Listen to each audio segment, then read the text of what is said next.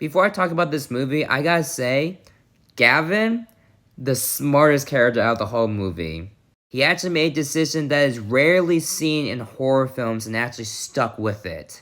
So props on that guy for that one. Welcome to Cinema Society Saturday, where we review a horror that fits this week's theme. This theme is religious or cults.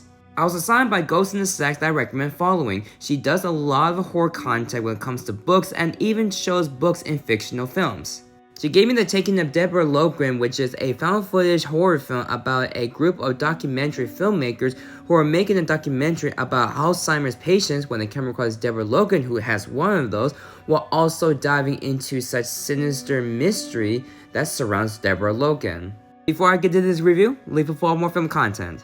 Last time I seen this movie was back in high school, and I remember it being very popular on Netflix, and I remember really enjoying it as well, which got the director into stardom that he started making a paranormal activity film and the escape room films as well.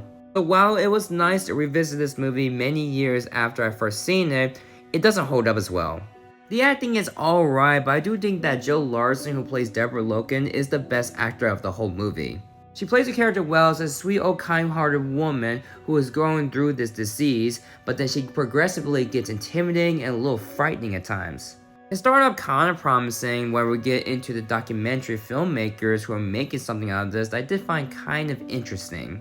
The final act of the movie definitely does get crazy. That is the most interesting part of the movie, and it does take some twists and turns that we haven't really seen that's uncommon in these types of found footage movies. However, there's not much to talk about that's worthy of positives because most of the time this movie is kind of a slog. And it's only because there's not a lot of things that's anything of substantive that makes it refreshing from the found footage genre. The mystery is not all that interesting, and the horror elements are not all that effective. Characters in this movie are your typical kind of characters that are not all that memorable or all that likable. And the ending of this movie was just really stupid. That is definitely the worst part of the movie. The Taking of Deborah Logan is just kind of a nothing burger that doesn't really have anything all that memorable nor special for me to really have some form of impact over this one. I give this film a 3 out of 10. If you like this review, leave a like, favorite, and follow more film review content.